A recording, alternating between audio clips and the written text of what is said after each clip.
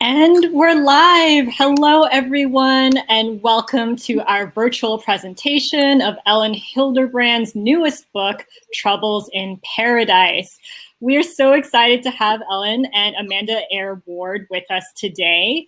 For those of you who would like to purchase a copy of Troubles in Paradise from Vroman's today, we do have signed book plates available. So if you would like to purchase one, just click on the green purchase button directly below the viewer screen. The link will take you to our website where you can complete your purchase. Just make sure to write signed book plate in the comments section when you are purchasing your book online. That way we know that we can send that book plate to you.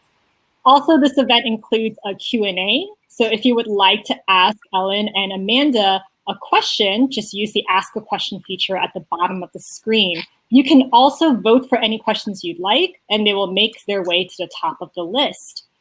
And I'm going to introduce our speakers for today and then let them take things from there. Dubbed as the Queen of Summer Beach Reads by the New York Post, Elin Hilderbrand is a New York Times best-selling author of 28 novels, including 28 Summers, Perfect Couple, Barefoot, and A Summer Affair. Her books have sold nearly 6 million copies. And joining her tonight is Amanda Eyre Ward, the author of Sleep Toward Heaven, How to Be Lost, The Nearness of You, The Jet Setters, and many more. Her best-selling novels have been featured in People magazine, the New York Times, and many other publications. And with that said, I am going to turn the screen over to our guests. Enjoy the talk, everyone. Hi, Elin. Hi, Amanda. Hi, everyone who's watching. There's so many great people watching from all over. This is absolutely amazing. And I'm so glad to be here with you tonight. I'm so happy. So I might be your biggest fan. I read all of your books and not only love being inside the books and the characters and the setting and the food, but as a writer, I know how hard it is to do. So I also just admire your artistry and craft. So I'm thrilled to be able to pick your brain a little bit tonight. But I thought I would start with talking about Troubles in Paradise, which I just finished. And I'm so sad that it's over. And thank you for this glorious trilogy set on St. John in the British Virgin Islands. I wanted to ask you, since you bring it to life so beautifully, can you remember your first trip to St. John? And tell us about it. Okay, so my first trip to St. John was in 1985. I was 15 years old. I was in 10th grade. It was spring break. My mother took my brothers and I there for our spring break. And, you know, my mom was a single working mom. She was, I think at that time she was still teaching. She later became an administrator, but at that time she was still teaching. So we were camping, and we camped at the Maho Bay campground, which was like $10 a night. And maybe you can tell from looking at me, I'm not much of a camper. I wasn't much of a camper at 15. So I was totally verklempt that, like, we're going to this gorgeous Caribbean island. That was good. We were camping. That was bad. And I was miserable, and I'm sure gave my mother plenty of grief. And but I remember from that trip that the island itself was gorgeous. So then, fast forward like 33 years, and in 2012, I decide that I'm going to do like a writing retreat. Like, I thought about applying for the MacDowell or for Yaddo to go to a writing retreat, and then I thought, you know what? I can support myself as a writer. I should not take someone else's money. I will make my own writing retreat, and I will go away for 5 weeks, and I will go to St. John. And I will do it correctly, or how I perceived it to be correctly, which I'm going to get a villa, into Jeep, and have a roof over my head. And I fell madly in love with it, just exactly the same way that I fell in love with Nantucket back in 1993. I fell in love with St. John. The two islands have a lot in common, like more in common than you would possibly even imagine. And I felt right at home, and I've been every year. So I go for 5 weeks every year. And I've been every year since, including 2018, which was right after the hurricanes hit. And that was a very tough year, quite honestly. You know, the power went out for like 27 hours, and I was so upset. And I thought, how did people do it for weeks on end? I don't know how they did it. And everything, like a lot of things were closed, and there was a ton of destruction. And so that year was really tough. This past year, I got there on March 11th, and everything shut down a week later, and I just stayed put, and I sheltered in paradise. So I was there for 7 weeks over like the beginning of the pandemic. I remember watching your Instagram during that, and it was such a scary time, but it did seem like an adventure to be there, you know, and that must have been an incredible time. Well, it was fine because there were no cases on St. John like the entire time I was there. Wow. There were some cases in St. Thomas, but on St. John, there were no cases. So you felt maybe artificially, but I mean, it ended up being okay. So one of the other things that I love about all your books is the fantastic food experiences. I love how much your characters eat. They eat varied, wonderful, delicious things. And then all the meals are always so atmospheric, from, in this book, Candy's barbecue, or kayaking to get rum rib tacos. Can you describe one of your most memorable meals in St. John? Or did you say on St. John? You say, no, it doesn't matter, I don't think. It's kind of like Nantucket. In Nantucket, on Nantucket, I guess. So the two that you just described, Candy's barbecue was a roadside barbecue, and it became, in year 2 or year 3, like my favorite place, like once a week. And it was the ribs and the chicken, but then Candy made all of her sides from scratch. So it was like potato salad, pasta salad, coleslaw. She made like a sweet potato stuffing. She did plantains. It was so delicious. Candy's did not survive the hurricane. So the last time I ate Candy's was in 2017. That was one of my most very favorite places to go. The second thing that you mentioned were the rum rib tacos, which are at a floating taco bar called Lime Out. And the way you get to Lime Out is you rent a kayak and you paddle out to this floating taco bar, and then there are seats that are submerged on this barge, and you tie up your kayak, you get onto these like underwater seats, and there's a counter, and they bring everything. Everything is biodegradable, so they just give you the tacos in these biodegradable boxes, and you bring your own Yeti like to get your drinks. You either rent or buy like a Yeti drink thing, and there's no trash. There are no napkins. Like you have to wipe your fingers in the water. That's how it is. So cool. The food like that is so absolutely fantastically delicious. So two highlights that you put right there. When you are, okay, so when I was researching The Jet Setters, which is set on a cruise, my kids kept making fun of me because they said if someone found my notes and my phone's pictures, they'd think I were insane because I just took pictures of food and chairs and lighting fixtures and never people. Do you take notes on your meals and decor and things like that, or do you remember it all? I remember it. I do use, like when I'm describing villas, what I've done, I don't actually have a lot of fancy friends.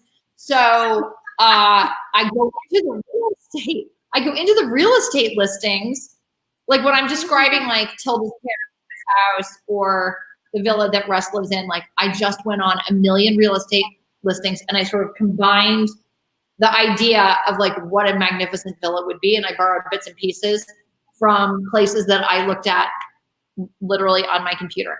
I just don't have, I don't know why I do not have fancier friends on St. John, but those people are obviously very private, like the big money, and they just don't want to invite a novelist over to their house. So I haven't been inside I've been inside a couple, but not very many like big villas. I mean, when you were describing those villas, I was like, is Ellen a money launderer? Because I'm a novelist and we don't get $15 million villas and 2 Jeeps, you know? I know. So that's really interesting that you look at the real estate listings. Wow. So we were texting right when I was starting the 3rd book in the trilogy, Troubles in Paradise, and I said I was so happy to be with these characters again, but I was so nervous about what was going to happen to them. And you said, I won't give anything away, but you said Irene is the queen, which I completely agree with. So my question is, I have 2 questions about Irene. One is, when did you first see her or imagine her? And the other one is, did you know from the start where she would go over the course of the trilogy? Because her journey is so perfect. It is amazing. So this is how I conceived Irene. This is a crazy story. I got a piece of mail delivered to my house, my home address, from someone in Canada. The woman lived in Toronto. And she said, it was a letter to me, and she said, my husband has been having an affair for 12 years. Women in their 50s should be in the CIA because we are invisible. And that's so much in the book, that whole theme. I know. And I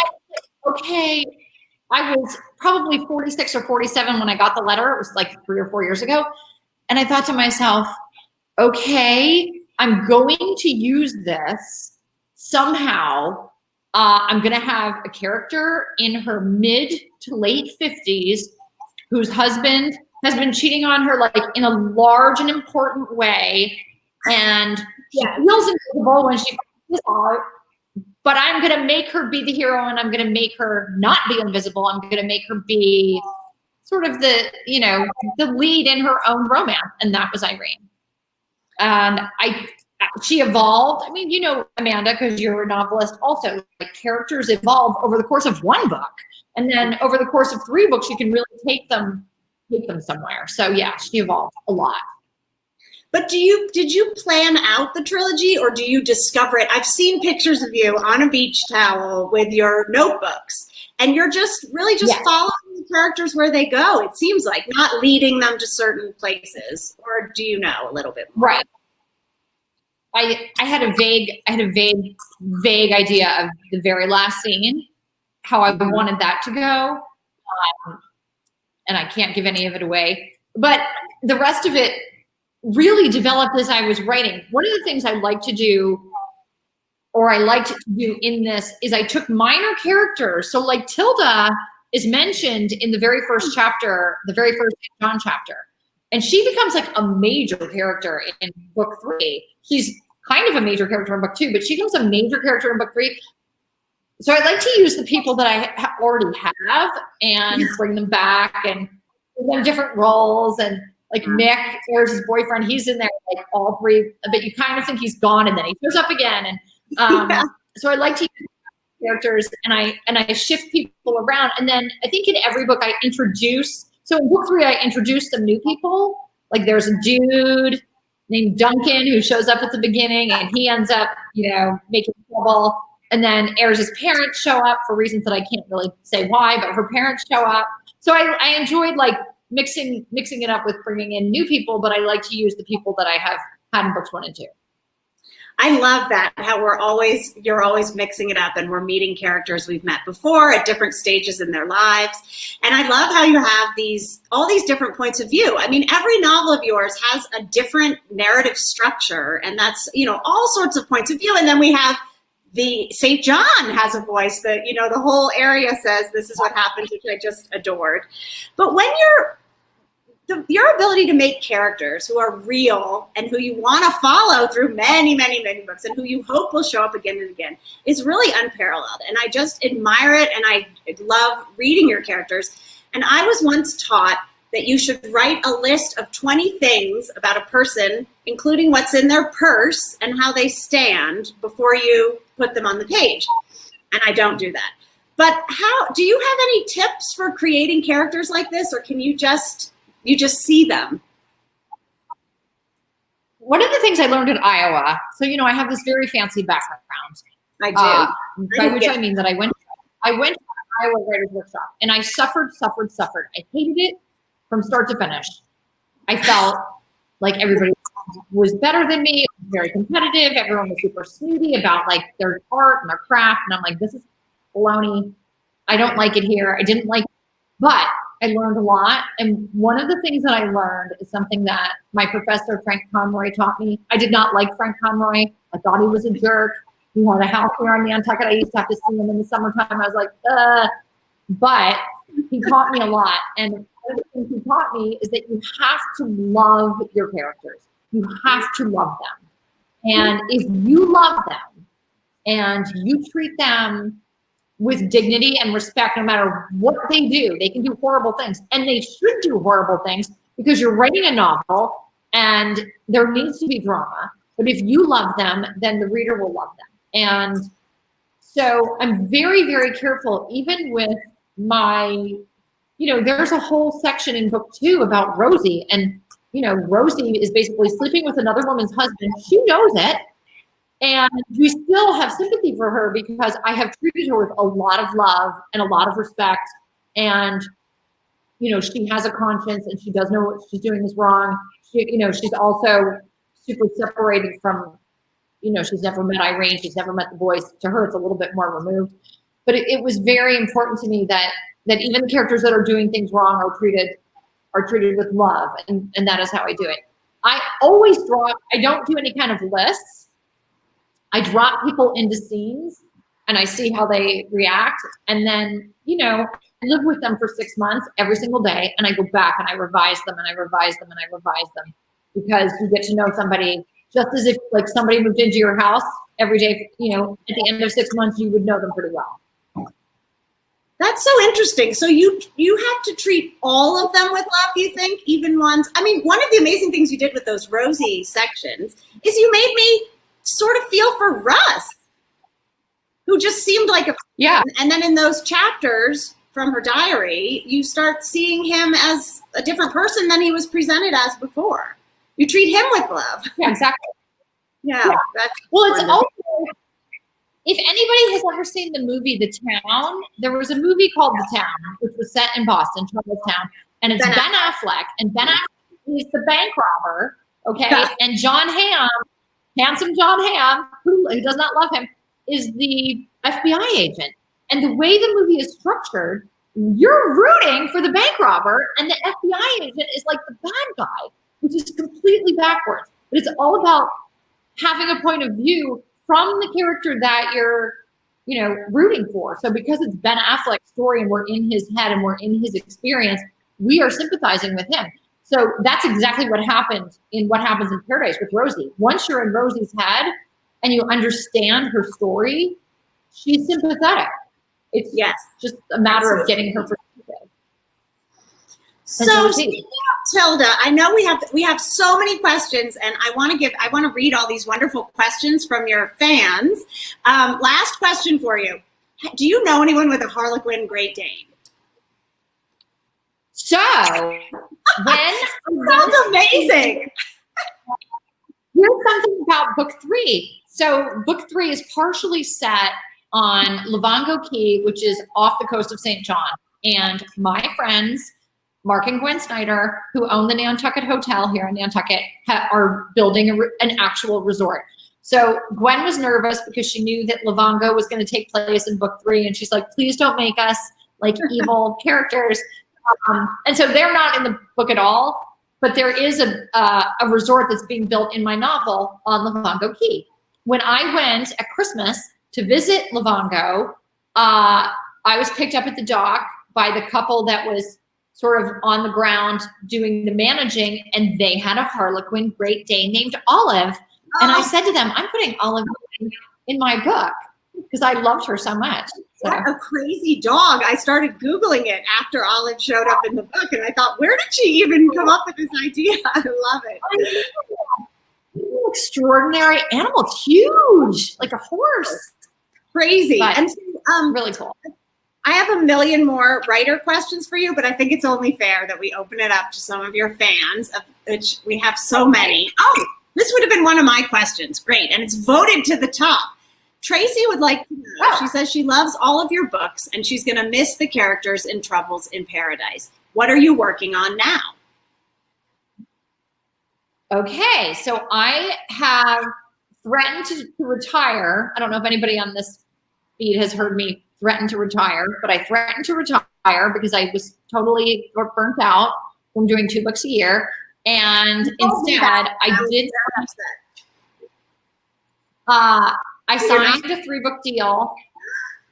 No, so I signed a 3-book deal, and that means there are 4 more summer books coming, and I'm only going to do summer books. And next summer's book is called Golden Girl. It is about, it's like this funky premise. It's about a beach novelist on Nantucket who has written 13 beach books and named Vivian Howe. And she goes running on page 1 and she gets hit by a car and she gets killed. So she gets killed on page 1. She goes up to the beyond and she meets her administrator, Margaret. And Margaret is like in flowing white robes and wears an Hermes scarf. And Margaret says, okay, that was really unfair. I'm going to let you, because it was so unfair, I'm going to let you watch what happens below for the summer. And I'm going to give you the use of 3 nudges so that you can nudge the certain outcomes, influence the outcomes down below 3 times.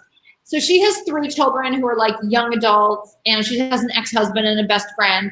And her book is coming out, and she's got like this rival writer whose book is also coming out. So there's like all this drama about her book, and like her kids are like discovering her secrets, and she's discovering her kids' secrets, and it's nutty, but it is 100% like an Elin Hilderbrand novel. Like it has the food, and it has the beach scenes, and it has, it has it all. I promise. But it's really fun and different.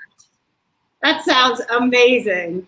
And I love how you, I don't know if you've always been like this, but you think of an idea and you do it. I haven't heard you say, oh, I don't know. I've emailed you and been like, I don't know, should I do this idea? I don't know. And it seems like you are very self-possessed and that like, I'm going to make her go to heaven and that's going to be a great book. I really admire that. Yeah. Because I was a little concerned because I came up with the premise and I'm like, is this going to feel like a beach book? Like, or is it going to feel like woo-woo? It feels like a beach book.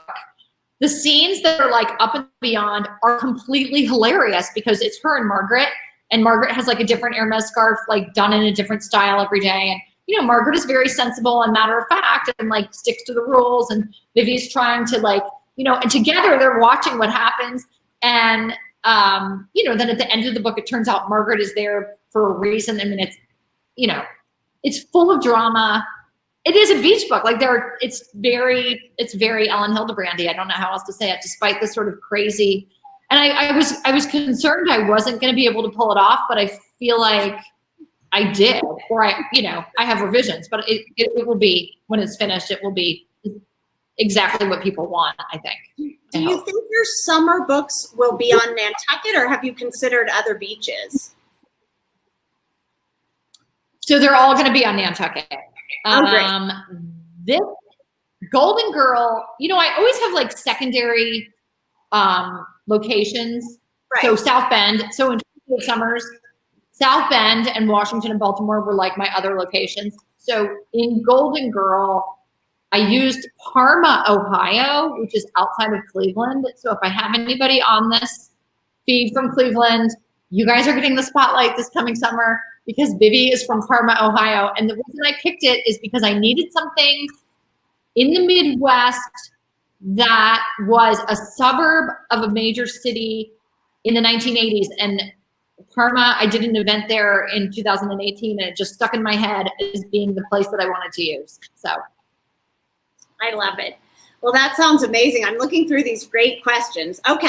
Charlene would like to know, so curious, do you keep a journal or notes on book ideas for future use? And if so, how often do you get ideas?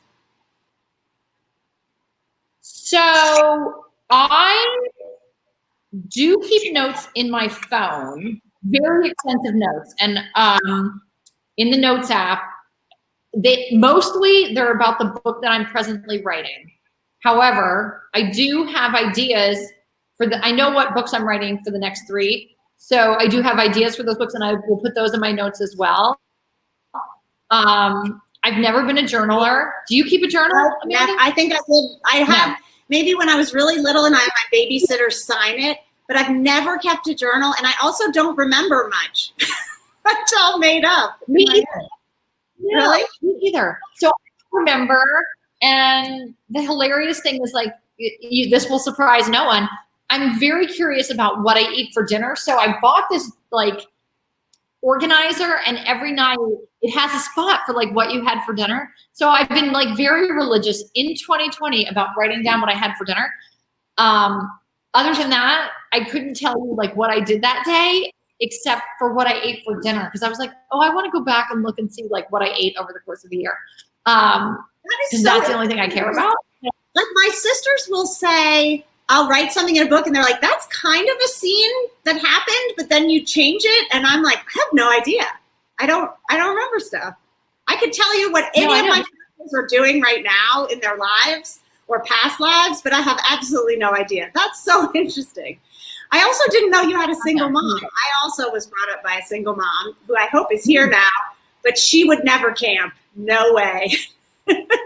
When we had no money, we would all sneak into hotel rooms in fancy hotels. And oh my God. You're very lucky. We've done that in Nantucket, actually. Okay. Let's see. Out of all these questions, Ellen, what is your favorite of your books?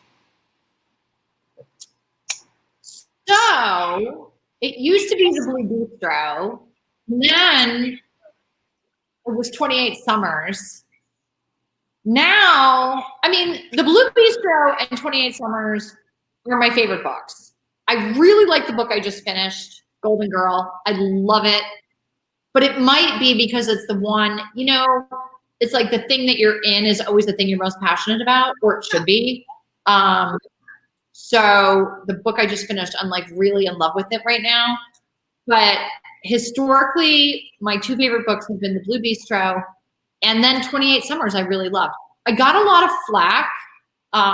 People felt one way or the other about 28 Summers. People either thought it was the best book they'd ever read, or they put it down like halfway through. I was like, I could not finish this. And yeah, so I've had a lot of people who felt one way or the other. And there are a bunch of reasons for that, which we won't get into now. But I mean, it's hard hearing that about a book you love so much. But now that I have a little bit of perspective, I can kind of understand, like, people didn't like the adultery. And I'm like, well, did you see Same Time Next Year? Because that's what it's based on. Yeah, exactly. Hello. It is kind of funny. Yeah, when like, and one. Yeah, go ahead. I was just going to say, when people comment about your characters, like on Amazon, you know, not about the book, but just like, I don't think that Giovanni should have done that on the cruise ship. And I'm like, it's a novel. Like, it's kind of funny. Right. Yeah. Somebody said to me last week, a woman wrote and said, I was so attached to the characters that I felt like I was the one being cheated on. And I was like, okay.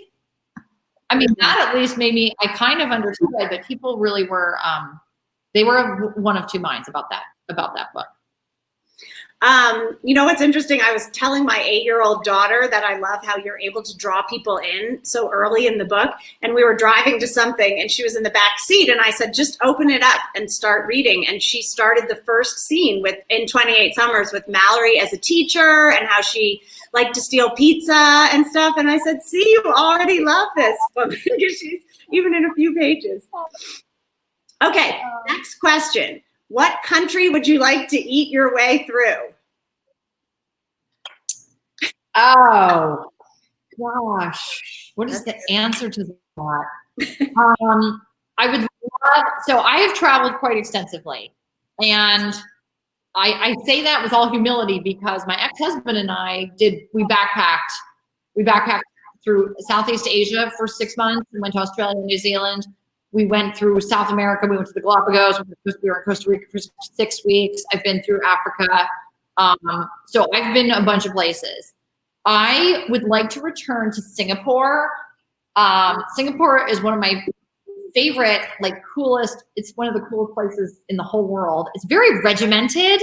They could loosen up a little bit. The food is extraordinary, by which I mean just like the street food, like the satay and the mix of cultures. So there are 3 major cultures in Singapore. It's the Malaysians who are Muslim, the Tamil Indians, and the Chinese. So they all mix in Singapore. And I think that is my answer.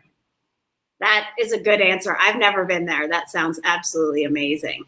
Okay, Amy would like to know, she says, hi, Ellen, love all your books, and they have been a joy to read this summer. St. John is my favorite vacation spot. Where is your favorite place on the island?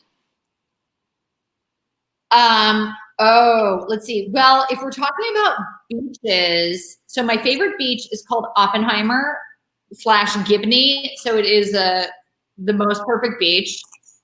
I feel like if you go into my Instagram stories, there is a permanent story that is St. John, and I have all the beaches. Oppenheimer Beach has 2 parking spots. It is impossible to park. So it's really luck of the draw, but that is my favorite beach. People have learned that, and so I'll be there and people will come up to me saying, I knew you were going to be here. And then for La Tapa, which is the restaurant that is featured in the books. La Tapa, Ayres works at La Tapa, so it's a real place, and I love it. It's my hands down my favorite restaurant. The chef owner is a woman. Her name is Alex. She speaks 6 languages. She does not have time to read. She's well aware that the books are set in her restaurant. She's so grateful. We're great friends. My guess is she is never going to read them, no matter what. But she's very happy that they're set in her restaurant. Yeah, I have to say I've waitressed a lot, and I've never heard of a restaurant where I'd want to go when I wasn't working for a drink. But all the people who work at that restaurant in your book want to go when they don't have to go. Whoa. Yes. Charlene wants to know, do you take your kids with you when you go to St. John to write? So the answer is no. When it started, the point of my going when it started was to get away from them. So I love them dearly. They are now 20, 18, and 14, and they're a piece of 8 years ago. They were a handful. They had sports, and part of the reason why I left was because it was taking so much time for me to parent that I said to my ex-husband, and we're very good friends, I said, I'm going to finish my book. You take the kids for 5 weeks, which he did and continues to do. That said, my oldest son came down for his spring break in 2018, which was the year after the hurricanes. He came down with his best friend, and they had a great time. And then my middle son, Dawson, he came in 19 with his 2 buddies from boarding school, and they had a great time. So the boys have both been to St. John for a week, and my daughter has never been. And I think that she will probably come. She was supposed to come this past year, couldn't because of COVID. She will probably, hopefully come in 2021. That's great. I know, and it's really inspiring. I mean, it is hard to be a writer and to be a mom at the same time. On the other hand, I find that it's where a lot of my drama comes from. A lot of my emotions come from those things, but it is hard. I mean, I was on a panel recently where they asked advice for writing, and the woman sitting next to me, who I can tell you who it was later, said, "Don't have children." And then she passes the microphone to me, and I'm like, thanks. Anyway, it's hard. I mean, do you have any words of wisdom for people who are trying to write or trying to have an artistic endeavor and parent at the same time? I mean, you just have to make the time. When I look back, I mean, go away was like something that I earned. I feel like when I look back on how I did it when the kids were little. So I wrote my first novel, The Beach Club, I was pregnant. That was a piece of cake. My second novel, my oldest son was a baby. And then like novels 3, 4, and 5, I had a toddler and an infant. And I would put them both down for a nap.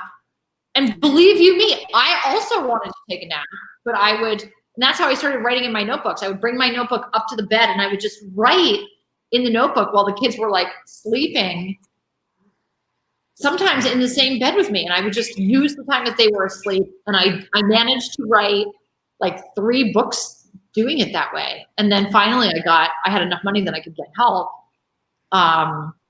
It was hard. It was hard. Well, and I love your story about going to St. John for the first time, rather than, you know, a lot of us writers say, oh, if I get into Yaddo or McDowell, then I will arrange childcare and go. But why can't you give that to yourself? Right. You know, I tell people all the time, get a cheap motel room. I'm more at that stage than the St. John stage, but a gal can dream. But I mean, you know, you can give yourself permission without any board, the Yaddo, you know, board telling you. It's important. Right. You can do it. So I love that. Right. Okay, back to the questions. Let's see. Do your family members read your books? And do your kids read your books? So Shelby, my daughter is 14. She's a freshman in high school. She is almost finished with 28 Summers. She likes it. She likes it. She likes it. Boys, no. The boys, I'm not even sure the boys can read. One of them's in college, one of them's in boarding school. They have no interest. They will never, I mean, maybe when they're adults, they have no interest right now in reading anything that mommy writes. And Shelby has read 1 of 26. My family, yeah. So like my brothers read them. My boyfriend has read everything. Tim, who Amanda has met. My sister-in-law, Lisa, who is the inspiration for Jennifer in my Winter Street series, she reads them. She listens to them in the car. My mother reads them.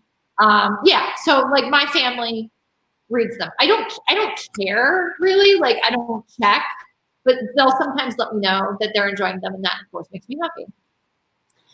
At what stage does Tim read your books?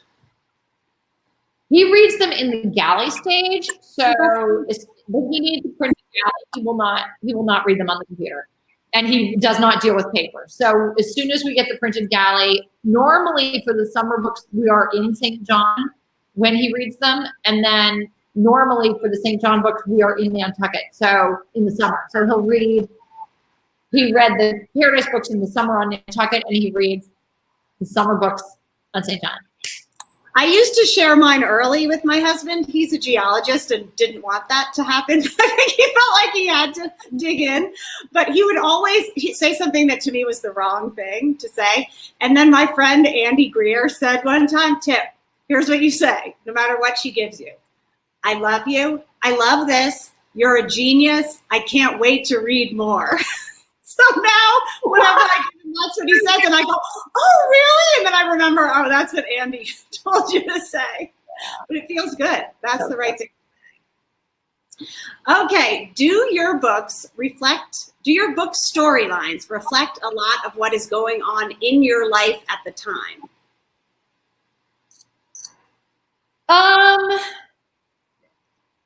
I would say no. I'm going to say yes and no. So, for example, when I wrote The Identicals, which came out, I think, in 2017, there's a scene in The Identicals where the teenage daughter has a party in her mom's house, and the kids are playing beer pong on her very expensive dining room table.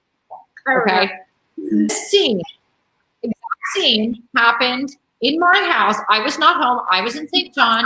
My ex-husband, we got the call like from another parent, and my ex-husband said, I think Max is having a party at your house. I'm going to go over there. So it was like this whole like sting operation where my ex-husband and 2 of his buddies stormed the house. They are in fact playing beer pong on my Stephen Swift dining room table, which I had just purchased. And I mean, I'm down in the islands. I am freaking out, but you know, they're kids, whatever, they're teenagers. It's just from a movie. So I'm like, I'm going to put this to good use. And I immediately put that scene into The Identicals. So that is not like a main plot theme in my book, but it's something that had happened to me recently that I was able to use. And that's sort of more what we're talking about. Yeah. So yes and no. Yeah, you can take details and use them to shore up fictional things.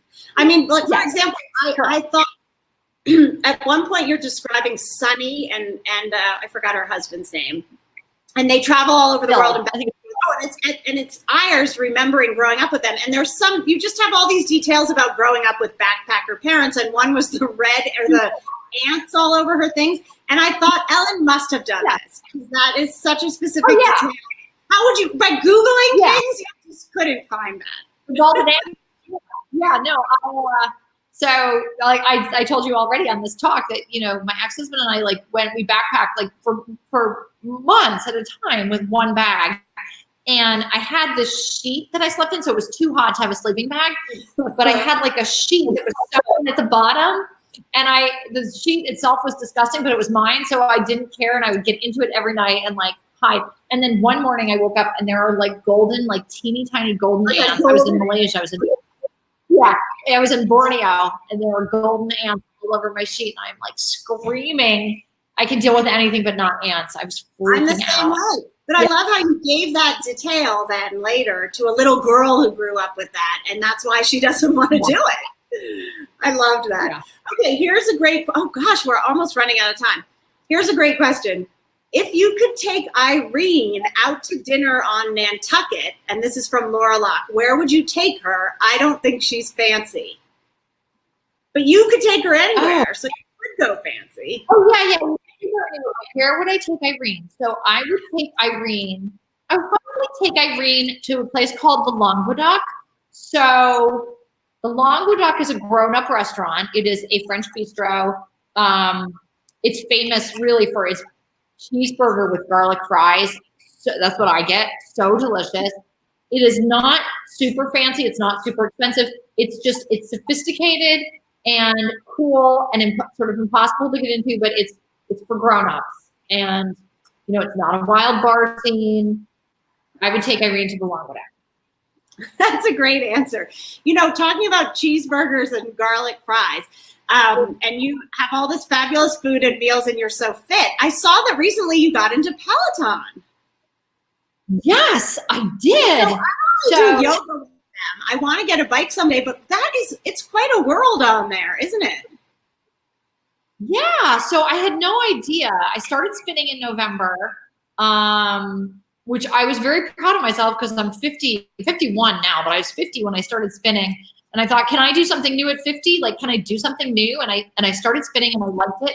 And then when COVID happened, I got home from St. John at the end of April, and I thought all the gyms were closed. I'm like, I'm going to buy a Peloton. And not only am I going to buy it, but I'm going to make it pay for itself. So you have to ride it 100 times to make it pay for itself. And I rode it every single day, and I'm totally into the world, and I'm just like a complete obsessed, obsessed. I ride it every day. I love it. It's in my bedroom. I love it. You can follow you on there, or are you ever like riding and talking, or do you make friends? I'm still kind of on that. So the yoga scene is not you can give people high fives. Okay. But I don't do that. I'll high five people back, but I don't follow anybody because I'm on social media a lot as it is. And so but I do like the world. Like, I love my instructor, and I love the music, and I love the classes. So all of that I love. So about social media, how do you not do it all the time? Or do you have rules about it? Or any thoughts on that? Well, just like everybody else, I am on my phone way too much. Like, if I could change anything about myself, and I appear to be helpless, I would say spend less time on my phone. I'm on my phone way too much. It is very bad for writers. You're trying to concentrate, you're trying to compose, you're trying to focus. If I pick up my phone, somebody texts me and I pick up my phone, then it's like 15 minutes of me like down the rabbit hole. But it has, like, also, as you know, Amanda, like for us, it has very valuable uses, which is to get the word out about our books, to interact with our readers. There are so many of my readers that I've met on Instagram. I consider Instagram to be my fourth child. That is how much time and attention I give it.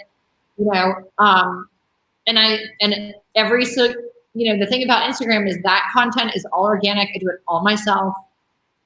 And it takes up way too much time, but I love it. It really is fun though, as someone who follows you and Kevin Kwan, I love following because it's like you get it more of the book, really. You're reading a book, you're in the world of the book, and then I get to see you on St. John, showing me the places or showing me Nantucket, or Kevin Kwan putting pictures of his research trips to these amazing islands. And it really, as a reader and a fan, it's pretty fun.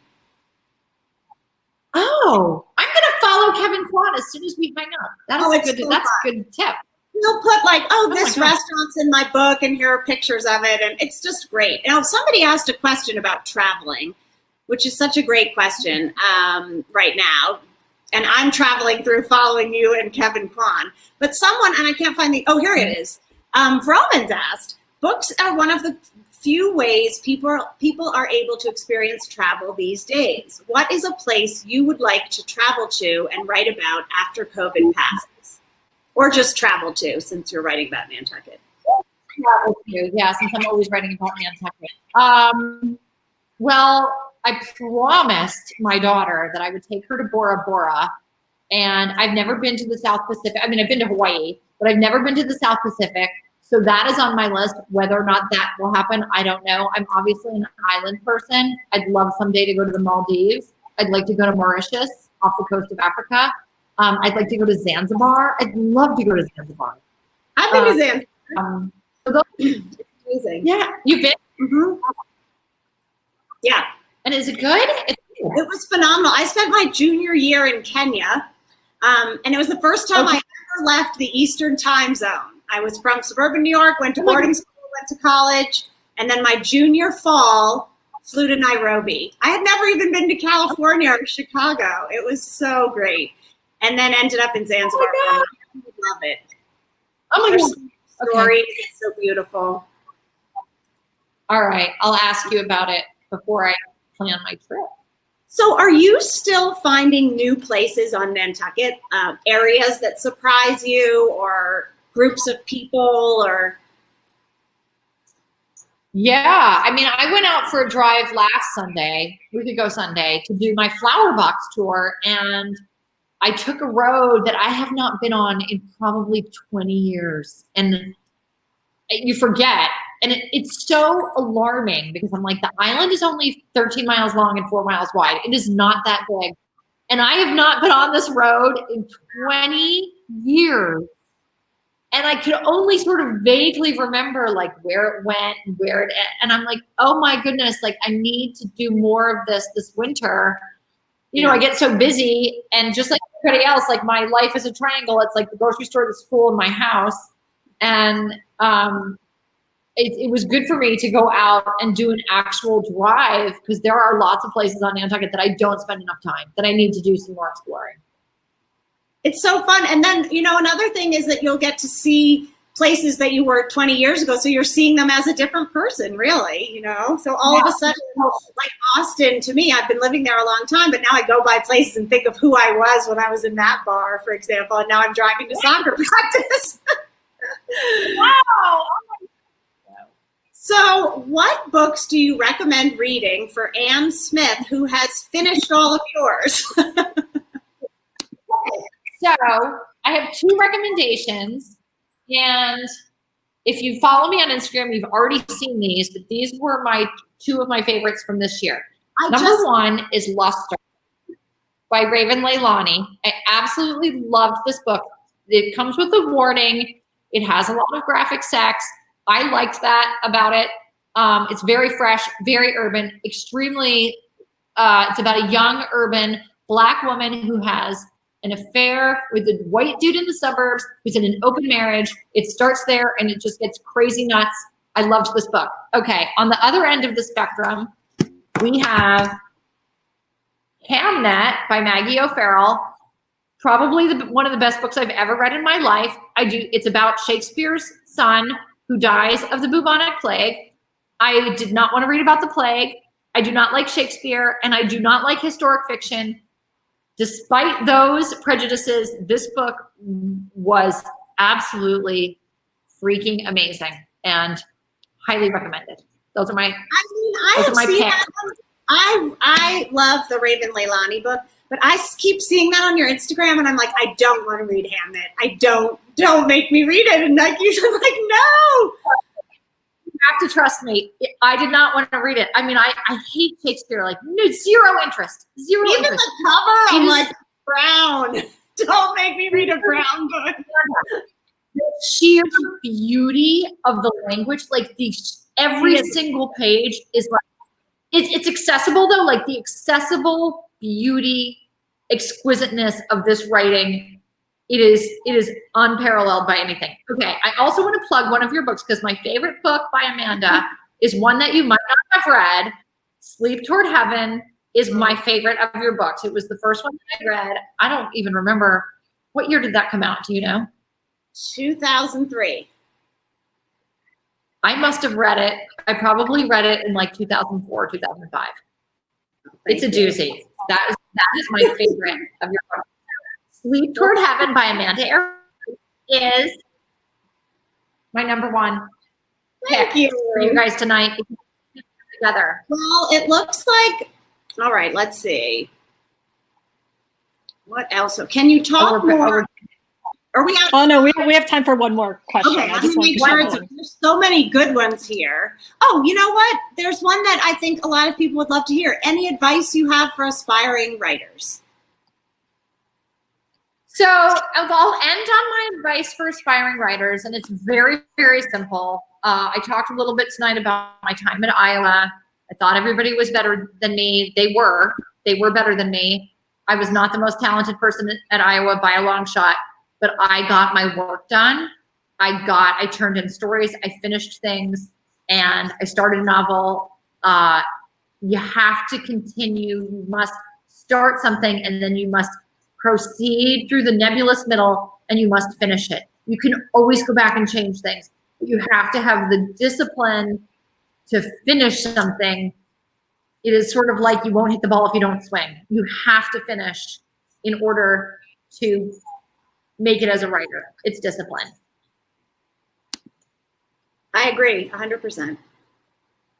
And do you have any more tips, Amanda, to add on to Ellen's tips? What I say is very similar to what Ellen says. I went to a graduate program with all guys, University of Montana, and we spent a lot of time saying who's the best.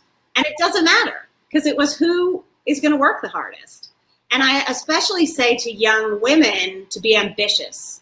Because a lot of times I'll find ambition in young men that I work with who say, oh, I'm going to write a bestseller, this and that. And sometimes, for whatever reason, young women seem to say, maybe I'll do a short story. You got to have ambition, you know. You want to be a bestseller and get to go to St. John for 5 weeks a year. You got to work really hard and write beautiful stuff and keep it up. So. Well, on that note, I think that's a great place to wrap things up. Thank you so much, Ellen and Amanda. It was so much fun having you. Also, again, if you are planning to purchase a copy of Troubles in Paradise today from Vroman's, we do have signed book plates available. Just make sure to write signed book plates in the comment section when you're completing the order on our website, which you could reach by clicking on the green Purchase Books button directly below the viewer screen. Also, for those who tuned in late or have friends who totally missed this talk, we will have a replay of this talk available. You can just use the same stream link and you'll be able to access it within an hour or so. It'll be up quite shortly. And I think that's about it. Please check out our website and subscribe to our newsletter for future virtual events. And stay safe, everyone, and have a good night. Thank you. So much fun. I hope to see you again very soon. Bye. Bye.